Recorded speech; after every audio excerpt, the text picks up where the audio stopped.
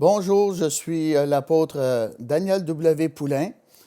Merci d'être à l'écoute de cette émission. Pasteur, j'ai une question. Aujourd'hui, c'est une question qui est très importante encore une fois. La question se trouve dans 1 Jean, 5e chapitre et le verset 16, qui nous parle du péché qui mène à la mort. 1 Jean, 5e chapitre et le verset 16. « Si quelqu'un voit son frère commettre un péché qui ne mène point à la mort, qu'il prie, et Dieu donnera la vie à ce frère. Il la donnera à ceux qui commettent un péché qui ne mène point à la mort. Il y a un péché qui ne mène point à la mort, il y a un péché qui mène à la mort, ce n'est pas ce péché, pour ce péché-là que je dis de prier. » La Bible nous dit, le salaire du péché, c'est la mort, mais le don gratuit de Dieu, c'est la vie éternelle en Jésus-Christ. Il y a un péché qui mène à la mort, et Dieu dit, ce n'est pas pour ce péché-là que je dis de prier. Moi, en tant qu'individu, j'ai grandi dans l'Église. Mon père était pasteur. Et j'ai cessé d'aller à l'Église à peu près à 16 ans. Mes parents m'ont consacré à Dieu. Lorsque j'étais en route avec mon papa pour aller dans la région de Montréal, il m'a dit, avant même que tu naisses, ta mère et moi, on avait prié pour que tu sois un évangéliste. Et à l'âge de 16 ans environ, comme j'ai mentionné, j'ai cessé d'aller à l'Église. Mais ma mère priait pour moi et j'ai commencé à aller dans des endroits que j'aurais pas dû et faire des choses que j'aurais pas dû. Et la Bible elle nous dit, « Instruis l'enfant dès sa jeunesse et avec le temps, il ne s'en détournera point. » Et ma mère me faisait l'école du dimanche dans l'église, à l'église de mon papa. Et un dimanche matin, bien, elle a dit, il y a un péché que Dieu ne pardonne pas. Et c'est le péché contre le Saint-Esprit. J'étais jeune, j'avais peut-être 12 ans lorsque j'ai entendu cela. J'ai fait ma vie, mais Dieu est fidèle. Ce qui s'est produit pour que Dieu me sauve et me ramène à l'Église pour que je puisse le servir. Je vous parle de mon expérience personnelle. Il a permis au diable de venir m'accuser avec le blasphème contre le Saint-Esprit. Vous m'avez bien compris. Il a permis au diable de venir m'accuser. Pourquoi? Parce que le diable est menteur et Dieu n'est pas menteur. C'est le diable qui est l'accusateur des frères. Et là, bien, je n'étais pas sauvé et je commence, à dire ça de même, ma marche avec le Seigneur, avec cette culpabilité et cette condamnation dans ma vie personnelle, que le diable me dit, tu ne peux pas être sauvé, tu as blasphémé contre le Saint-Esprit, tu as commis le péché impardonnable. Wow! Laissez-moi vous dire, c'est une grosse question à un jeune homme qui n'est pas sauvé, essayer de résoudre dans sa vie personnelle.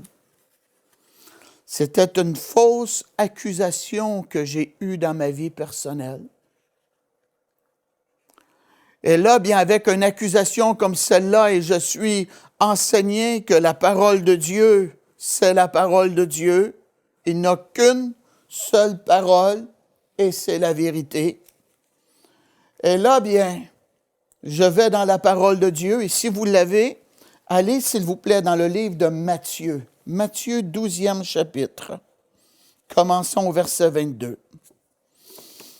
Il est mentionné, « Alors on lui amena un démoniaque aveugle et muet, et il le guérit de sorte que le muet parlait et voyait.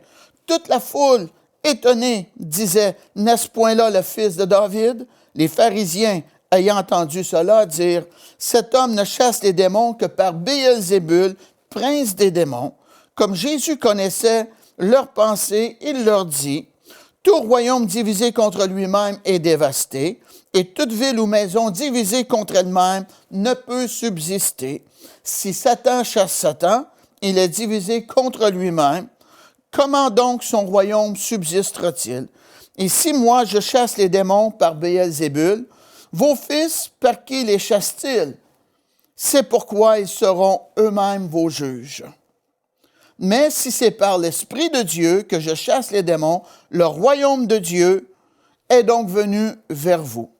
Ou comment quelqu'un peut-il entrer dans la maison d'un homme fort et piller ses biens sans avoir auparavant lié cet homme fort? Alors seulement il payera sa maison. Celui qui n'est pas avec moi est contre moi, et celui qui n'assemble pas avec moi disperse. C'est pourquoi je vous dis, tout péché et tout blasphème sera pardonné aux hommes, mais le blasphème contre l'Esprit ne sera point pardonné. Quiconque parlera contre le Fils de l'homme, il lui sera pardonné, mais quiconque parlera contre le Saint-Esprit, il ne lui sera point pardonné, ni dans ce siècle, ni dans le siècle à venir. Wow! Quelle parole sérieuse que le Seigneur Jésus a dite. Et moi, bien, dans mon expérience personnelle avec Dieu, avec ce passage de la parole qui me dit que je ne peux pas être sauvé, que j'ai blasphémé contre le Saint-Esprit, j'ai étudié ce sujet, vraiment, et le diable, à travers cette accusation-là, a essayé de m'enlever l'espoir d'être sauvé.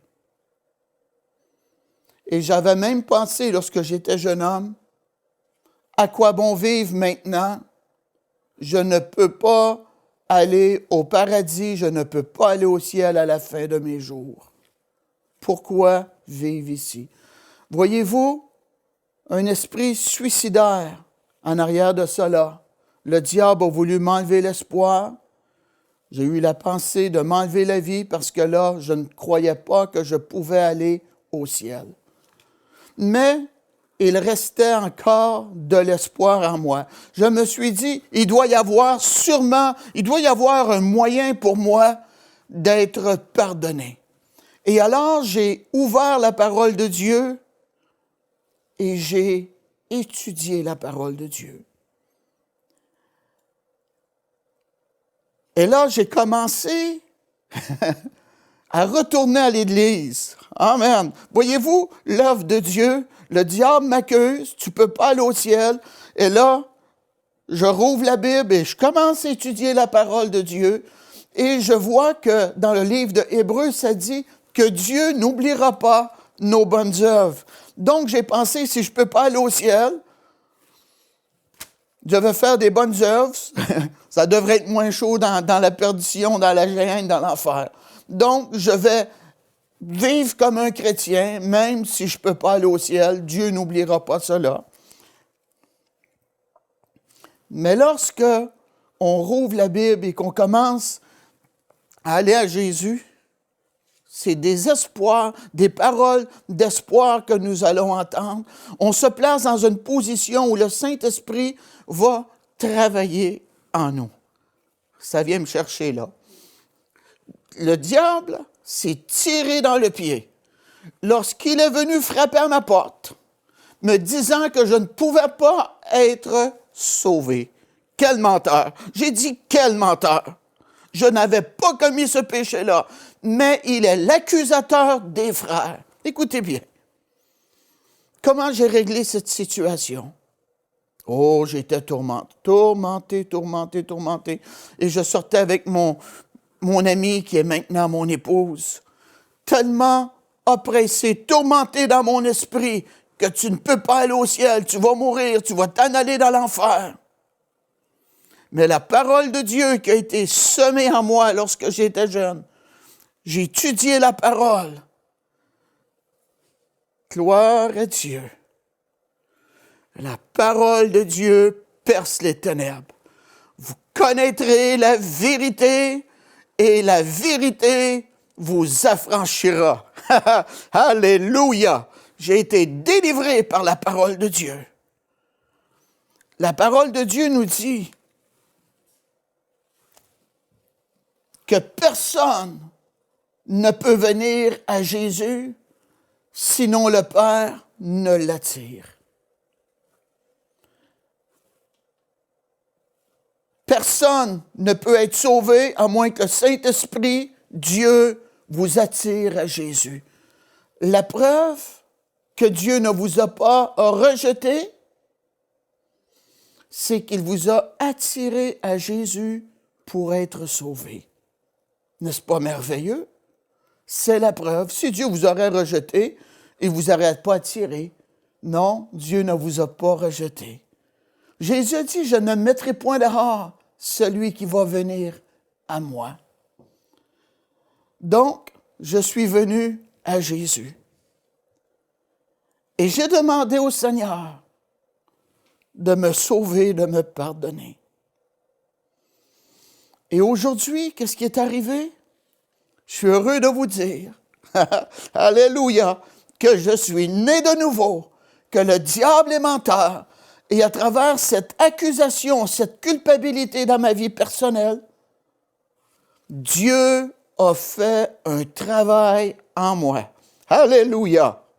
Un travail de compassion pour les âmes qui s'en vont dans la perdition. C'est pour cela que le diable s'est tiré dans le pied. Parce qu'à travers cette accusation-là, le Saint-Esprit a travaillé en moi. L'apôtre Paul a dit, l'amour de Christ nous presse.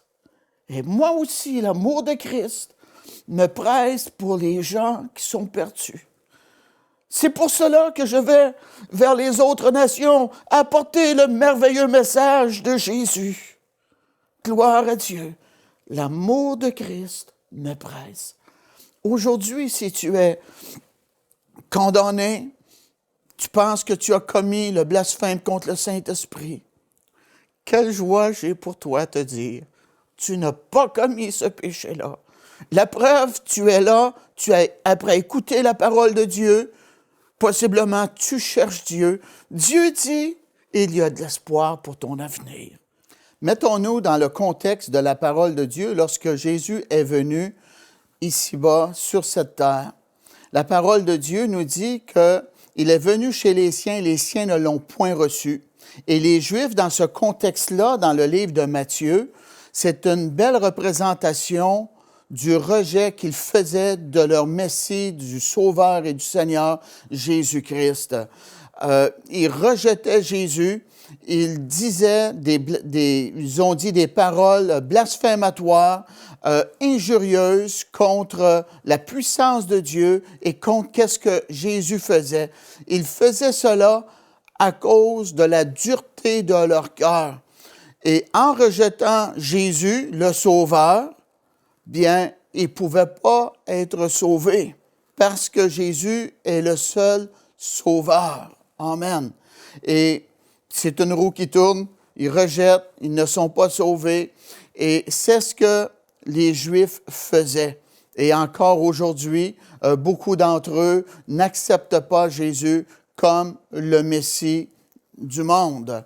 Et en rejetant Jésus, comme j'ai dit, ils ne pouvaient pas être sauvés. Et c'est un manque de connaissance qu'ils avaient et c'est une preuve de la dureté de leur cœur. Et c'est très important que nous fassions attention à notre attitude envers le Seigneur, même si on ne comprend pas toute la parole de Dieu. Moi, je ne comprends pas tout comment est-ce qu'un ordinateur fonctionne, mais on pèse sur le bouton et l'ordinateur allume. Amen. On n'est pas obligé de tout comprendre pour se servir d'un ordinateur. Et c'est la même chose avec le Seigneur Jésus. On n'est pas obligé de tout comprendre la parole de Dieu afin d'entreprendre une nouvelle marche avec le Seigneur. Et les Juifs, bien, l'ont rejeté. Ils ont dit la puissance qu'ils faisaient, l'action de la délivrance ne venait pas de Dieu, mais c'était fait par la puissance du diable. Et c'est très dangereux d'accuser l'œuvre du Saint-Esprit à l'œuvre du diable. Et eux, ils avaient leur intelligence aveuglée, puis ils se croyaient bien. Il faut faire très attention avant d'apporter un jugement contre Jésus et l'action du Saint-Esprit. Et si vous allez dans la parole de Dieu, dans le livre de Daniel, on parle de la dureté du cœur. Dans le livre de Daniel, 5e chapitre, s'il vous plaît. Allez à cet endroit. Daniel, 5e chapitre. Il est très important que nous ayons un cœur qui est droit, un cœur qui plaît à notre Dieu. Daniel, 5e chapitre, et commençant au verset 1er. Le roi Belchazzar donna un grand festin assez grand au nombre de 1000, et il but du vin en leur présence. Belchazzar, quand il eut goûté au vin, fit apporter les vases d'or et d'argent que son père Nebuchadnezzar avait enlevés au temple de Jérusalem, afin que le roi et ses grands, ses femmes et ses concubines s'en servissent pour boire.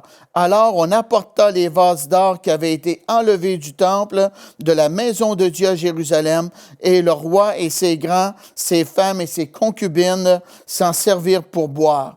Ils burent du vin et ils louèrent les dieux d'or, d'argent, d'airain, de fer, de bois et de pierre. En ce moment, apparurent les doigts d'une main d'homme et ils écrivirent en face du chandelier sur la chaux de la muraille du palais royal. Le roi vit cette extrémité de main qui écrivait. Alors le roi changea de couleur et ses pensées le troublèrent. Les jointures de ses reins se relâchèrent et ses genoux se heurtèrent l'un contre l'autre. Et qu'est-ce que nous sommes après expérimenter à travers ce passage-là? On est après voir l'affront qu'un être humain peut faire face à Dieu. Le roi Belchazzar, son père Nebuchadnezzar, avait été dans le temple de Dieu, avait pris les ustensiles sacrés, ils avaient déporté cela à Babylone, et là, bien, son fils Belchazzar, en affront face au Dieu d'Israël, a pris les ustensiles sacrés qui servaient pour le service divin, et lui et ses grands et ses concubines ont utilisé ces choses sacrées-là lors de la fête du roi qu'il avait donnée à ses grands. Et ceci était un affront, et c'est à cause de la dureté de son cœur qu'il a fait cela. Mais laissez-moi vous dire, Dieu est au courant de ce que nous faisons. Il nous regarde partout où nous allons, que nous soyons croyants ou pas. Dieu sait toutes choses de notre vie. Il connaît les pensées et même, la Bible nous dit, le nombre de cheveux que nous avons sur notre tête. Et lorsqu'il était après faire cet affront-là face à Dieu, il a élevé la coupe, puis il buvait avec ses grands. Et alors, une main est descendue et a écrit sur le mur, « Pesez, pesez, comptez, divisez. » Et le roi, bien, Belchazzar, ne comprenait pas ce qui se passait. Ça lui a coupé le sourire, la crainte est venue à l'intérieur de lui. Il se demandait qu'est-ce qui se passait. Laissez-moi vous dire, Dieu dit qu'il va endurcir le cœur de Pharaon.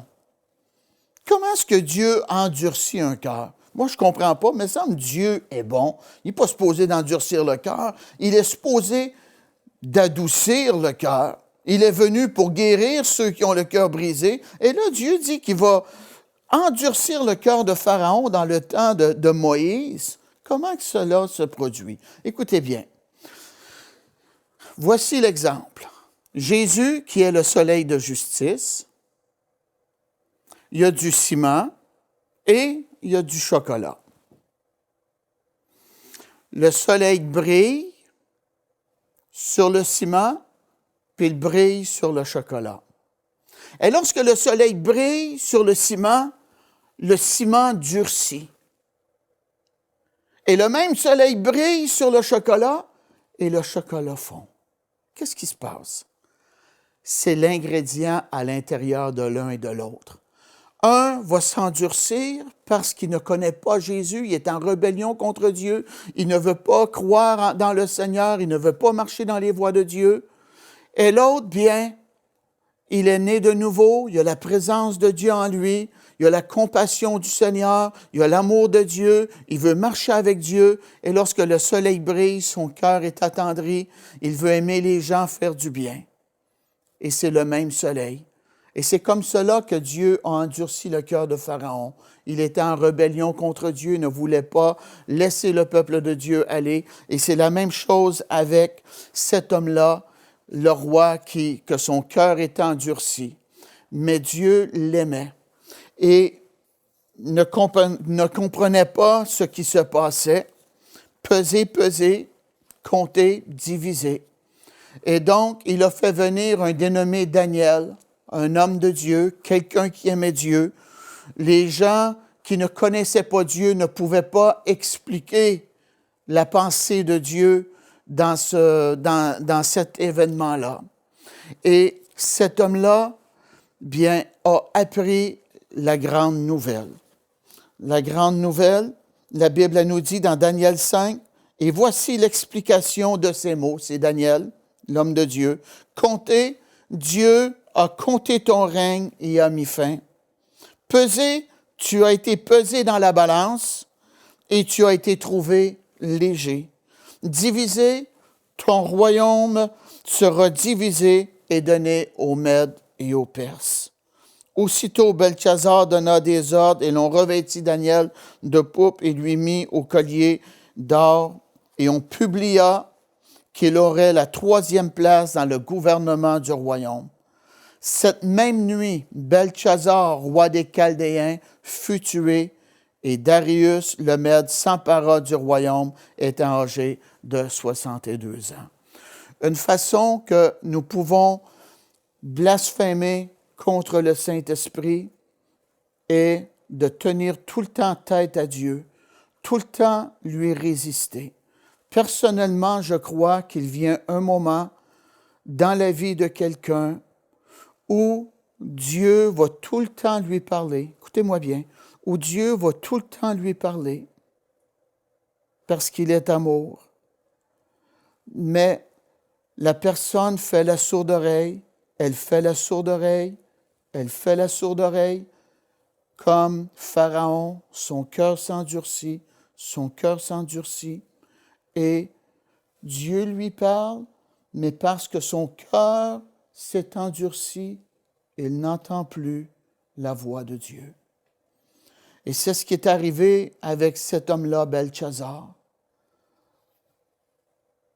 Il a affronté Dieu, il s'est moqué de lui, il a pris les ustensiles sacrés, il a offensé Dieu, il s'est moqué de Dieu avec ses grands, mais Dieu a vu et Dieu l'a averti. Et qu'est-ce qui est arrivé? Cette nuit-là, l'histoire nous dit que d'autres rois sont venus l'attaquer. Belchazzar avait attaqué des rois et 2 rois se sont unis ensemble puis sont venus l'attaquer cette même nuit-là selon la parole de Dieu. Et Belchazzar, la Bible ne nous dit pas qu'il s'est repenti de ses offenses envers Dieu, de son orgueil, de sa résistance, de sa rébellion. Il est décédé de cette façon-là. Aujourd'hui, Dieu ne vous a pas rejeté. La preuve, vous êtes là, vous êtes après écouter la parole de Dieu. Vous êtes concerné pour votre âme. Je crois que vous voulez marcher avec Dieu. Je crois même que vous aimez Dieu. Jésus a dit, « Je ne mettrai pas dehors celui qui va venir à moi. » Les Juifs ont rejeté Jésus. Belchazzar le fait. Ne prenez pas leur exemple. Le Seigneur vous aime. Dieu ne vous a pas rejeté. Nul ne peut venir à moi, sinon que le Père ne l'attire. Et moi, j'ai pensé comme cela. Dieu m'a attiré, donc il ne m'a pas rejeté. Dieu ne vous a pas rejeté. Il y a de l'espoir, il y a de l'espérance pour ton avenir. Et aujourd'hui, si tu veux faire la paix, vous savez, la Bible dit, tous ont péché et sont privés de la gloire de Dieu. Jésus est mort d'amour pour toi à la croix. Il l'aurait fait seulement pour toi. Maintenant, tu es placé dans une bonne position. Tu es, après écouter la parole de Dieu, moi, j'aimerais tellement ça, prier avec toi. J'aimerais t'aider, moi. J'aimerais qu'il y ait une fête dans le ciel juste pour toi. Veux-tu ouvrir ton cœur à la grâce, à l'amour de Dieu? Répète après moi cette prière. Seigneur Jésus, je viens à toi. Je regrette tous mes péchés. Pardonne-moi. Je te reçois comme mon Sauveur et comme mon Maître. Merci Jésus de m'avoir pardonné. Je suis maintenant un enfant de Dieu par la foi. Bienvenue dans la grande famille de Dieu. Que Dieu t'aide dans ta nouvelle marche avec lui. Oublie le passé. Maintenant, c'est une vie nouvelle que tu as avec le Seigneur. Et Dieu dit qu'il n'y a pas de condamnation pour ceux qui sont en Jésus-Christ. Bienvenue dans la famille de Dieu. Va de l'avant. Trouve-toi une église où ce que la parole de Dieu est prêchée. Aie un pasteur. Fais-toi des amis croyants. Marche avec Dieu. Dieu a un beau plan pour ta vie. Merci d'avoir été à l'écoute et j'espère que cet enseignement a pu t'édifier, t'encourager, t'éclairer. Que Dieu te bénisse abondamment. Nous espérons que cette émission vous a béni. Si vous aussi vous avez une question biblique sans réponse, envoyez-la nous par email à pasteurjeunequestion@enseigne-moi.com.